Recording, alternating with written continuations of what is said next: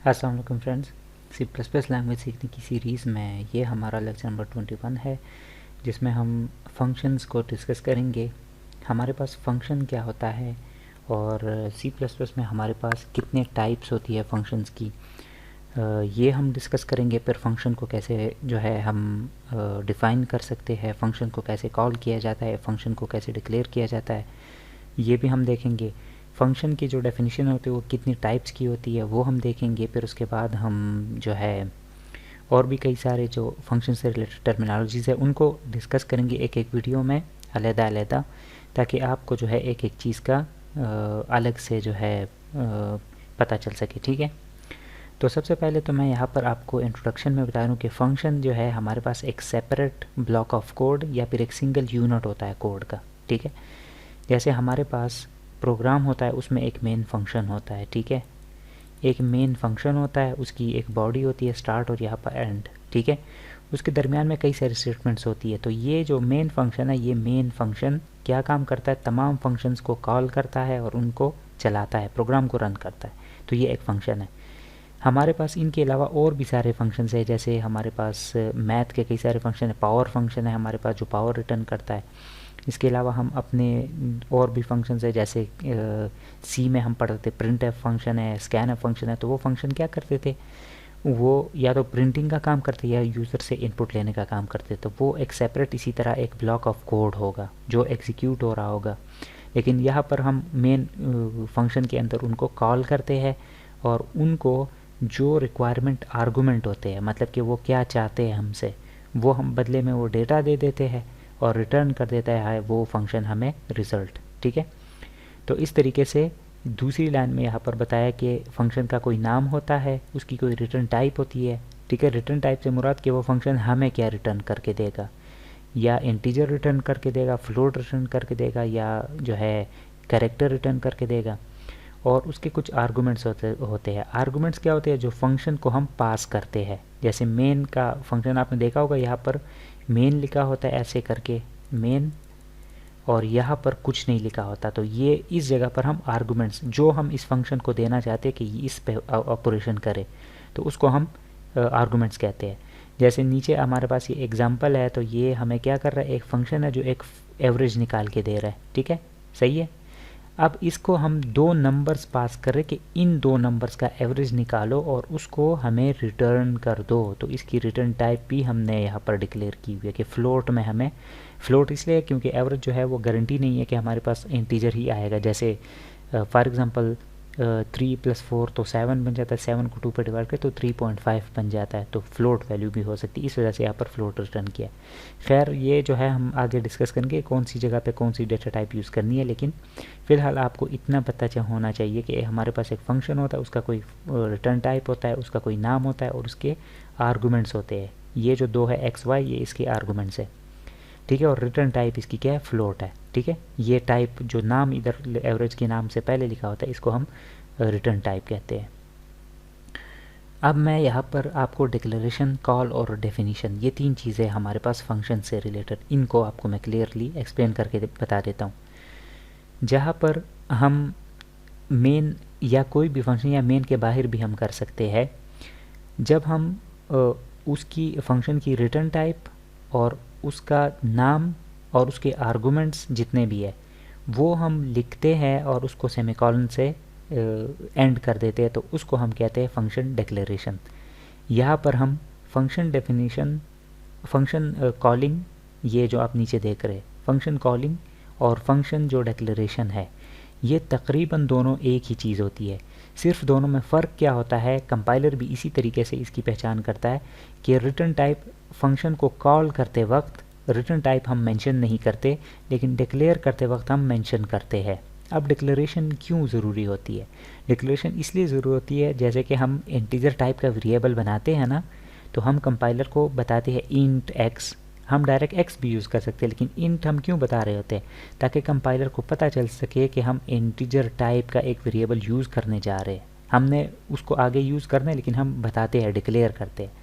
इसी तरीके से जब हम सी आउट सी एन यूज़ करते तो हम ऊपर जो है एक हेडर फाइल ऐड करते हैं, आईओ स्ट्रीम। ठीक है, iostream जो हेडर फाइल है उसको हम ऐड करते तो उस कंपाइलर को पता चल जाता है कि ये जो है ये फंक्शंस या ये ऑब्जेक्ट्स ये यूज़र यूज़ कर सकेगा या ये करना चाहता है, तो उसको ये चीज़ बताने के लिए हम डिक्लेरेशन करते। तो इसी तरीके से डिक्लेरेशन जो स्टेटमेंट होती है वो कंपाइलर को ये बताती है कि यूज़र कौन सा फंक्शन है, फंक्शन नाम क्या है उसका, ठीक है, उसके आर्गूमेंट्स कौन कौन से है, यहाँ पर फ़िलहाल कोई आर्गूमेंट्स नहीं है, और किसके आर्गूमेंट्स क्या है और उसकी रिटर्न टाइप क्या है। ये सारा कुछ बताने के बाद कंपाइलर को पता चल जाता है कि ये नाम का फंक्शन है जो यूज़र ने यूज़ करना है, ठीक है।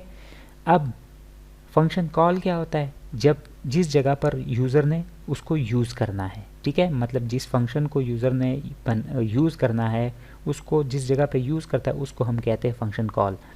और कॉल करते वक्त यूज़र ये नहीं बताता कि उसकी रिटर्न टाइप क्या है, ठीक है, बस सीधा फंक्शन का नाम लिख देता है और उसके अगर कोई आर्गूमेंट्स है तो आर्गूमेंट्स यहाँ पर बीच में पास कर देता है, ठीक है, तो उनको पास कर देता है और उसको हम कहते हैं फंक्शन कॉल, ठीक है।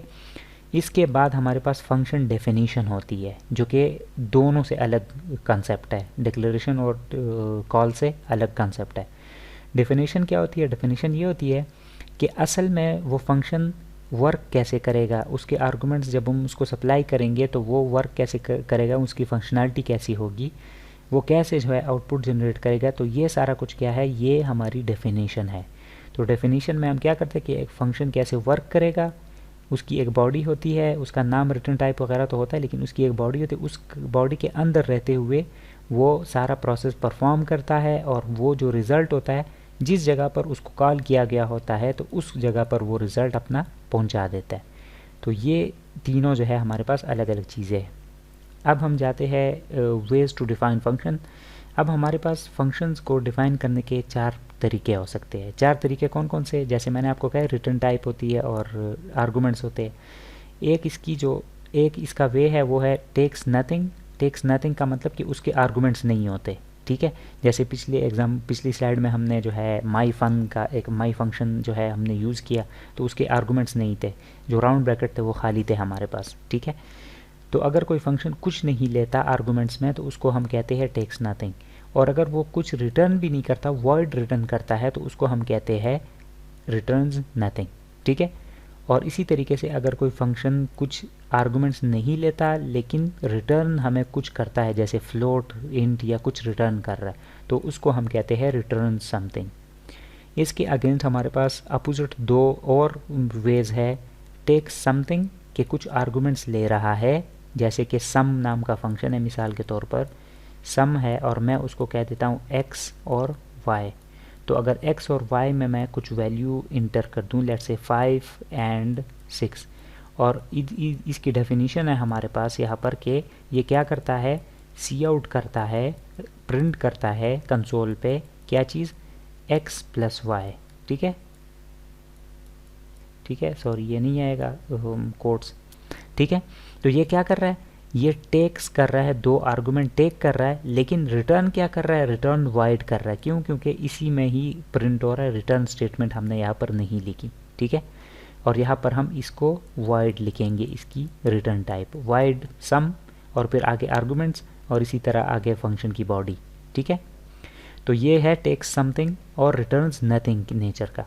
अब कोई फंक्शन ऐसे भी हो सकता है टेक्स समथिंग और रिटर्न समथिंग। जैसे मिसाल के तौर पर मैं इसी फंक्शन को दोबारा बनाऊं तो मैं यहाँ पर अगर मैं कहता हूँ कि लेट्स से मेरे पास एक फंक्शन होगा सम के नाम से जो मुझे x और y को ऐड करके देगा और जो रिज़ल्ट होगा वो मुझे रिटर्न करके देगा, मतलब अपने ही यहाँ पर ब्लॉक में प्रिंट नहीं करेगा, मुझे सिर्फ वो जो रिज़ल्ट आया है उसको प्रिंट करके देगा और उसको मैं किसी वेरिएबल में स्टोर कर सकता हूँ या किसी दूसरी जगह पर उसको प्रिंट कर सकता हूँ।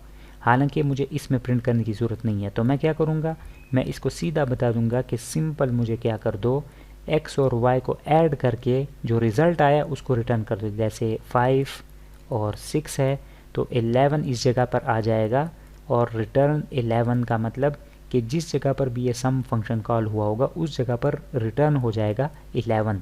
फंक्शन का टाइप नहीं रिटर्न होगा, जो रिज़ल्ट यहाँ पर आया वो रिज़ल्ट वहाँ पर रिटर्न हो जाएगा, ठीक है, सही है। तो ये हमारे पास 4 तरीके थे या 4 जो मेथड्स है उनको हम ऐसे यूज़ कर सकते हैं और ये कंडीशन पर डिपेंड करता है कि हमें किस तरह की कंडीशन जो है अप्लाई करनी है और उसके मुताबिक हम अपना रास्ता चूज़ करते हैं। फिर हमारे पास एक और जो है इम्पॉर्टेंट कॉन्सेप्ट है हमारे पास फॉर्मल और एक्चुअल आर्गूमेंट्स में। तो ज़्यादा डीप कॉन्सेप्ट नहीं है, आपने बस इतना समझ लेना है, जहाँ पर हमारा फंक्शन कॉल होता है और उसको जो आर्गूमेंट्स पास होते हैं उनको हम एक्चुअल आर्गूमेंट्स कहते हैं, ठीक है। और जहाँ पर हमारे फंक्शन की डेफिनेशन होती है और उसके अंदर जो आर्गूमेंट्स होते हैं उनको हम फॉर्मल आर्गूमेंट कहते हैं। इसकी वजह से ये जो फॉर्मल आर्गूमेंट है इसको फॉर्मल आर्गूमेंट इसलिए कहते हैं क्योंकि ये इस फंक्शन के अपने आर्गूमेंट्स है, ठीक है, अपने जो ये अपने यूज़ करेगा लोकल इसके अपने आर्गूमेंट्स है या इसके अपने वेरिएबल्स है। और इनको पास करते वक्त डेफिनेशन के वक्त जो फॉर्मल आर्गूमेंट होते हैं उनकी डेटा टाइप भी हम साथ बताते हैं, जैसे इंट ए इंट बी। लेकिन जब हम एक्चुअल आर्गूमेंट्स पास कर रहे होते हैं उनकी डेटा टाइप बताने की ज़रूरत नहीं होती। क्यों? क्योंकि वो सम नाम के फंक्शन या फाइंड सम नाम के फंक्शन के अपने वेरिएबल नहीं है, ये असल में मेन फंक्शन के वेरिएबल्स है जिनकी वैल्यू यूज़ करता है ये फाइंड सम जो है फंक्शन। तो इस वजह से ये एक्चुअल आर्गूमेंट्स है, इनको डिक्लेयर करने की ज़रूरत नहीं है, इंट एक्स इंट वाई लिखने की ज़रूरत नहीं है। लेकिन फॉर्मल आर्गूमेंट्स को डिक्लेयर करना पड़ता है हमें। क्यों? क्योंकि ये पहली दफ़ा बिल्ड होने जा रहे हैं, पहली दफ़ा हम मेमोरी में इसके लिए जगह जो है बनाने जा रहे हैं। तो ये हमारे पास फॉर्मल और एक्चुअल आर्गूमेंट्स थे। तो यहाँ तक जो है हम इसको हमने देखा है फॉर्मल और एक्चुअल आर्गूमेंट्स को। नेक्स्ट वीडियो में हम जो है फंक्शन कैसे बिल्ड होता है, कैसे जो है डिफ़ाइन होता है, कैसे क्रिएट होता है, कैसे जो है डिक्लेयर होता है और कैसे कॉल होता है, ये हम एक एग्जांपल के थ्रू समझेंगे। और फिर ये जो 4 मेथड्स थे इनको यूज़ करते हुए हम फंक्शंस को समझेंगे। इससे आपको सारा कुछ फंक्शंस के बारे में क्लियर हो जाएगा, ठीक है। तो उम्मीद है ये वीडियो आपको अच्छा लगा होगा। तो नेक्स्ट वीडियो में मिलते हैं, तब तक के लिए मुझे इजाज़त दीजिए। अल्लाह हाफिज़।